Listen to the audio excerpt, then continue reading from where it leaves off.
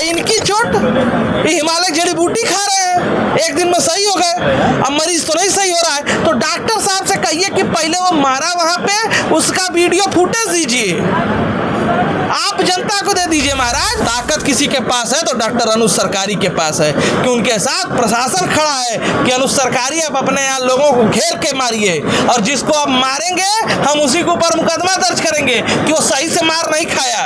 अनुज सरकारी जी उसकी जान लेना चाहते थे। भले इस बात का डंका बज रहा हो कि सुरक्षा है, प्रदेश में कोई सुरक्षा नहीं है। ये लोग आदमखोर हो चुके हैं, ये चूस रहे हैं पैसा।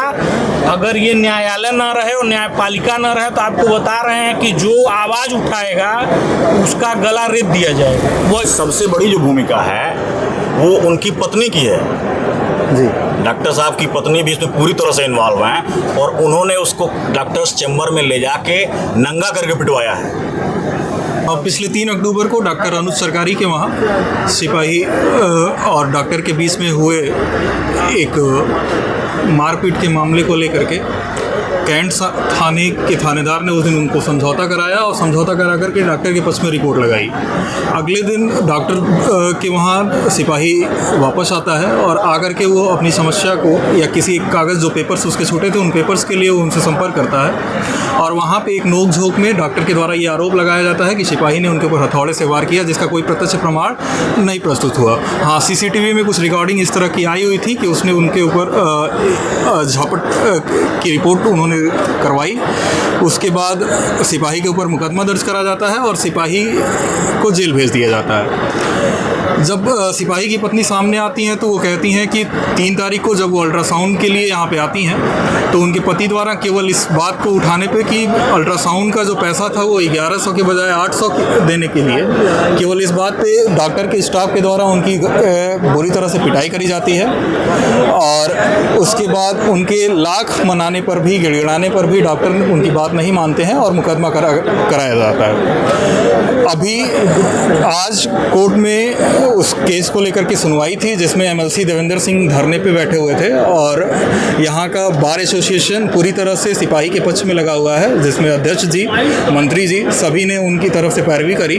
और सुनवाई के बाद आज क्या हुआ कोर्ट में उसके लिए हमारे साथ वकीलों का पैनल है और हम बात करेंगे प्रणव जी से। आज की सुनवाई के बाद आपको क्या लगता है कि क्या बेल मिल सकती है? अब ये तो अभी कुछ देर में सामने आ जाएगा। हालांकि जो भी विधिक पक्ष है, एक होता है ना कि आपके भावनात्मक पक्ष होते हैं, मैं विधिक पक्ष की बात कर रहा हूँ। विधिक पक्ष पूरी तरीके से प्रथम दृष्टया और अध्ययन के बाद भी वो पीड़ित पंकज के पक्ष में है। जो सारी चोटों का दायरा, सारी चीज़ें हैं जो विधिक पक्ष है, जिस तरीके से मुकदमा दर्ज हुआ है, उन सारे पैटर्न पे पीड़ित पंकज का पक्ष मजबूत है। और ये अब न्यायालय के उसमें है कि क्या होता है, और वो आदेश भी अभी जल्द ही जल्द आपको पता चल जाएगा। दूसरा, आप अभी जब अपने बातों को रख रहे थे, शुरू कर रहे थे, मैंने ये उसमें महसूस किया कि कुछ मैं उसमें सुधार बस करा दे रहा हूँ। जी जी। जो डॉक्टर ने कहा वो सारे लोगों ने जनता को परोस दिया। मैं बस आपके माध्यम से, देखिए पत्रकारिता का भी एक धर्म है, लोग कहते हैं ना खोजी पत्रकारिता, और युवा पत्रकारों का एक कर्तव्य और बढ़ जाता है क्योंकि आपकी ऊर्जा सबसे ज़्यादा है कि आप डॉक्टर से जाके पूछिए, अगर डॉक्टर आपको अपनी बाइट देने में सक्षम हो, क्योंकि डॉक्टर का एक वीडियो मार्केट में है कि उनको, वो कहते हैं कि उनके सर पे 5 बार हथौड़े से प्रहार होता है। ठीक, आप बस इसकी कल्पना कीजिए ना, आप इसके एक विजुअल कल्पना कीजिए कि मैं हथौड़ा ले लूं, आपके सर पे 5 बार प्रहार करूं, क्या आप सामान्य स्थिति में हो सकते हैं? डॉक्टर साहब को 5 बार हथौड़े से मारा जाता है और डॉक्टर साहब को चोट लगती है, सॉरी चोट नहीं, गंभीर चोट लगती है डॉक्टर साहब के अनुसार, और डॉक्टर साहब एक दिन में ओके हो जाते हैं, उनका वीडियो आ जाता है कि आई एम ओके, और डॉक्टर साहब मरीज देखने लगते हैं। तो डॉक्टर साहब से पूछिए कि आपकी चोट एक दिन में सही हो रही है, अभी दूसरे को चोट लग जाए तो महीना दिन तो उसको एडमिट कर लेंगे, उसको कहेंगे हाँ बेड से हिलिएगा मत, अपना जो आपका दैनिक क्रिया भी है वो भी आप बेड से करिएगा, आपके सर में बड़ी गंभीर चोट है। इनकी चोट, ये हिमालय जड़ी बूटी खा रहे हैं, एक दिन में सही हो गए, अब मरीज तो नहीं सही हो रहा है। तो डॉक्टर साहब से कहिए कि पहले वो मारा वहां पे, उसका वीडियो फुटेज दीजिए, आप जनता को दे दीजिए महाराज। जो जनता पीड़ित पंकज के साथ है, उसके गांव देखकर उसके साथ है, आपकी गतिविधियां देखकर उसके साथ है, वो आपके प्रति भी थोड़ी सी दयालु हो जाएगी, उसके प्रति आपके भी प्रति एक करुणा हो जाएगी कि हाँ आप भी बड़े पीड़ित हैं। दिखा दीजिए अपने जख्म अपने गांव लोगों को। अच्छा, क्या कारण है कि पंकज अगर इतने डॉक्टर ने उनको मारा पीटा, जो कि एक पंकज जी का पक्ष है, तो पंकज जी की का जो पैरवी हो रही है उसमें पंकज जी का मुकदमा क्यों नहीं लिखा जा रहा है, या डॉक्टर के खिलाफ मुकदमा पंजीकृत न होने का क्या कारण? साफ सीधी बात बोल दूं, अभी तक मैंने विधिक पक्ष रखा, अब हकीकत और भावनात्मक पक्ष सुनिए कि बाप बड़ा ना भैया सबसे बड़ा रुपया। डॉक्टर साहब को आप सिर्फ एक डॉक्टर मत समझिए कि वो डॉक्टर बन के बैठे हुए हैं। डॉक्टर साहब का रसूख देखिए, मैं तो हतप्रभ हूँ। मैं सच में बताऊँ कि मैं इस गोरखपुर में बहुत ताकतवर समझता था कुछ लोगों को, लेकिन मुझे लगता है ताकत के नाम पर बौने हैं वो लोग। ताकत किसी के पास है तो डॉक्टर अनुज सरकारी के पास है कि उनके साथ प्रशासन खड़ा है कि अनुज सरकारी आप अपने यहाँ लोगों को घेर के मारिए, और जिसको आप मारेंगे हम उसी के ऊपर मुकदमा दर्ज करेंगे कि वो सही से मार नहीं खाया। अनुज सरकारी जी उसकी जान लेना चाहते थे, जान नहीं ले पाए, इसलिए उसके ऊपर मुकदमा लिखवा दिया कि हमको हथौड़े से मार रहा था। अभी प्रणव जी, अभी हम क्या कारण है कि सिपाही के मुकदमा नहीं दर्ज हो पा रहा है और उनकी बात को नहीं रखा जा पा रहा है सामने, इसको लेकर के आपका क्या विचार? देखिए, सबसे बड़ी बात यह है कि ये जिस दिन की घटना है 3 तारीख का, तो उस दिन इस प्रदेश के मुखिया और हमारे शहर के मुख्यमंत्री योगी आदित्यनाथ जी इसी शहर में थे। उनकी जानकारी में यह विवाद है, इतनी बड़ी घटना है, डॉक्टर के ऊपर यह चला या ये मीडियाबाजी पेपर, उन्हीं के पार्टी के एक सदस्य धरने पे बैठे हैं। क्या आपको लगता है कि उनको इस बारे में जानकारी नहीं है? संपूर्ण जानकारी है। उसके बाद भी ऐसे मतलब आदमखोर लोगों को जो एक तरह का सलाटर हाउस चला रहे हैं मरीजों के नाम पे, इनके संरक्षक बन के बैठे हुए हैं ये जो हैं, क्योंकि ये लोग पैसा पहुंचा रहे हैं या कुछ तो कर रहे हैं ऐसा जो ऐसा हो रहा है। आप देख लीजिए इस पूरे शहर में जितने भी हॉस्पिटल हैं, अगर उसका जो भी IMA द्वारा जो भी नियम कानून के तहत उसको मानक तय किया गया जिसके तहत वो बनेगा या क्या क्या होनी चाहिए सुविधाएं, उसकी केवल जाँच हो जाए तो 99% हॉस्पिटल सीज हो जाएगा।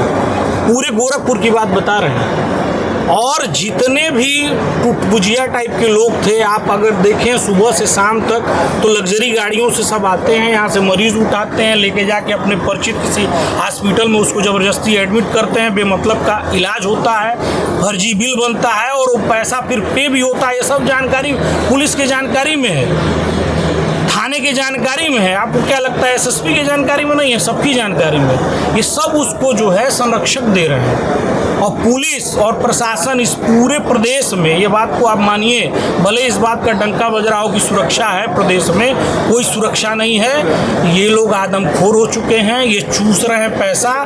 अगर ये न्यायालय ना रहे और न्यायपालिका ना रहे तो आपको बता रहे हैं कि जो आवाज़ उठाएगा उसका गला रेत दिया जाएगा। वह स्थिति इस समय इस प्रदेश में है, और उसका FIR आज नहीं कल देखिएगा न्यायालय के माध्यम से दर्ज होगा, और न्यायालय दर्ज करेगी, सो मोटोकाल पे उसको एक्शन में आएगा, देखिएगा, उसमें निश्चिंत रहिए। ये IMA संगठन डॉक्टरों का जो है, ये इतना मजबूत आपके शहर में होने का क्या कारण है कि प्रशासन उनकी बात को सुन लेता है? वो यही नहीं मजबूत है। आप अगर इसको देखिए ना, तो ये एक बहुराष्ट्रीय कंपनियां हैं, एक तरह से सब देश बना रहे हैं, देश को चला रहे हैं, अपने राजनीतिक लोगों को चुनाव में चंदा दे रहे हैं। अब भाई हम लोग तो नहीं चंदा दे सकते हैं ना, हम लोग तो वो दबे कुचले लोगों की आवाज़ उठा रहे हैं जिनका कोई आवाज़ नहीं उठा रहा। हम लोग पास तो जो आता है उसके जेब में पैसा तक नहीं होता है। यहाँ बहुत सारे वकील हैं या जो इसका मुकदमा लड़ा जा रहा है, पंकज कुमार की तरफ से मंत्री जी खड़े हैं, निःशुल्क पैरवी चल रही है उसकी। अभी अभिषेक जी भी हमारे साथ हैं। यदि आज कोर्ट इनकी बहस के बाद ज़मानत इनकी खारिज कर देता है और ज़मानत खारिज हो जाती है, तो फिर क्या आप लोगों ने क्या इसके आगे भी इनकी पैरवी के लिए विचार किया है कि जी, अगर पंकज कुमार की ज़मानत खारिज हो जाएगी तो हम लोग उनकी ज़मानत के लिए उच्च न्यायालय इलाहाबाद जाएंगे और वहाँ से पंकज कुमार की ज़मानत कराएंगे। आज का जो यहाँ बहस हुई है, उस बहस के बाद आपको क्या लग रहा है कि जिस मेरिट पे बहस हुई, क्या पंकज जी के पक्ष में फैसला आ सकता है या बिल्कुल नाउम्मीदी है? नहीं, नाउम्मीद नहीं है। देखिए, निश्चित रूप से जो बहस हुई है वो कानूनी रूप से सारे पॉइंट्स हैं हम लोगों के पास। इसमें पंकज को बेल मिलनी ही चाहिए, क्योंकि इसमें पुलिस की अब तक की जो विवेचना हुई है, प्रोसिक्यूशन के जो पेपर हैं वो बिल्कुल निराधार हैं, उनकी विवेचना भी सही रास्ते पर नहीं है। और इस तरह से हम लोगों के पास कानूनी पॉइंट हैं पंकज को जमानत देने के। बेल का आधार है और बिल्कुल है, उसको बेल मिलनी ही चाहिए। पंकज के मुहिम चला रहे हैं। दूसरी बात है, आप जो मुकदमे के बारे में बात कर रहे हैं, उसके लिए हमारे बार के सदस्य मंत्री श्री ब्रजेश त्रिपाठी द्वारा 156(3) का कंप्लेंट दाखिल है। 156(3) में हम लोग जो है उसमें 18 तारीख की डेट लगी हुई है। वो पुलिस रिपोर्ट के लिए थाना कैंट में गई है। 18 तारीख को पुलिस रिपोर्ट आ जाएगी उस संदर्भ में कि कोई FIR पंजीकृत है कि नहीं। उसके बाद उसमें बहस होगी। निश्चित रूप से हम आपको आश्वस्त कराते हैं कि पंकज कुमार की FIR न्यायालय के द्वारा दर्ज कराया जाएगा। अभी हम बार एसोसिएशन के कोषाध्यक्ष माननीय सुनील मिश्रा जी के साथ हैं और सुनील जी से हम जानने की कोशिश करेंगे कि जो मुकदमा सिपाही पंकज के द्वारा पंजीकृत या उनकी पत्नी के द्वारा पंजीकृत कराने की कोशिश करी जा रही है, उसको लेकर के कोषाध्यक्ष जी का क्या होगा? देखिए, इस सारे प्रकरण में बार एसोसिएशन की पूरी कार्यकारिणी सिपाही की तरफ से पैरवी कर रही है। हमारे अध्यक्ष, हमारे मंत्री पुरजोर कोशिश कर रहे हैं। इसमें 156(3) दाखिल भी है और निश्चित ही उसमें आदेश होना है, उसको कोई रोक नहीं पाएगा। क्योंकि पैसे की ताकत जितनी भी लगानी हो डॉक्टर साहब लगा सकते हैं, उनको किसी ने रोक नहीं रखा। आज पैसे की ताकत उनकी कोर्ट में भी दिखी है। जो जितने अधिवक्ता उनकी तरफ से थे और माने हुए नाम थे सिविल कोर्ट गोरखपुर के, जो उधर से पैरवी कर रहे थे, सामान्य व्यक्ति उनको, इतने वकीलों को और उस काबिलियत के वकीलों को एक साथ खड़ा भी नहीं कर पाएगा। एक वकील की फीस देना उसके लिए मुश्किल होगा, वहाँ 10-10 लोग खड़े थे। पंकज कुमार के मामले में बार एसोसिएशन की अपनी पूरी ताकत झोंक दी है और ये मान के चलिए कि हम लोग इसमें सफल होंगे, कोई रोक नहीं पाएगा। अभी बीच में हम लोगों ने देखा था कि IMA ने धमकी दी थी कि अगर उसके खिलाफ कोई कार्रवाई होगी तो वो हड़ताल पे जाएगा। तो हड़ताल की बात है, तो अगर वो हड़ताल पे जा सकते हैं तो ज़रूरत पड़ेगी तो पंकज कुमार के लिए हम लोग भी हड़ताल पे जाएंगे और उनसे ज़्यादा हमारी हड़ताल का प्रभाव होता है। रही बात पुलिस का जो रोल है, तो भाई डॉक्टर साहब हमारे SSP हैं वर्तमान में। सुनने में ये भी आ रहा है, अब पता नहीं इसमें इन तथ्यों में कितनी सत्यता है, मैं ये नहीं बता पाऊँगा कि वो शायद डॉक्टर के बैचमेट भी रहे हैं, लेकिन मुझे इसकी जानकारी नहीं है। सुनी सुनाई बात मैं आपको बता रहा हूँ। हमारा जो कैंट इंस्पेक्टर है, जिसके जुरिस्डिक्शन में ये सारा मामला आता है, वो स्वयं महाभ्रष्ट व्यक्ति है। अब तक पूरी पेटी लेके बैठा हुआ है वो। मैंने सोचने की बात है कि पुलिस के खिलाफ, और ये ऐसा तबका है, इनको तो एहसानमंद होना चाहिए हम वकीलों का, क्योंकि अभी ये मामला अगर किसी वकील का रहा होता और वकील कोई वहाँ पे मार खाया होता तो अब तक पुलिस ने FIR लॉन्च करके कब का किनारे कर दिया होता वो जो है, और कुछ भी नहीं होता। ये सिर्फ और सिर्फ पैसे का सारा खेल है और कुछ नहीं। यानी कि जो 3 तारीख को यहाँ पे डॉक्टर अनुज सरकारी के वहाँ जो सिपाही पे हमला हुआ, उसमें सबसे बड़ी जो भूमिका है वो उनकी पत्नी की है जी। डॉक्टर साहब की पत्नी भी इसमें पूरी तरह से इन्वॉल्व हैं और उन्होंने उसको डॉक्टर्स चैम्बर में ले जाके नंगा करके पिटवाया है, ये जान लीजिए। उनके खिलाफ भी मुकदमा दर्ज होना चाहिए, उनके खिलाफ भी कार्रवाई होनी चाहिए।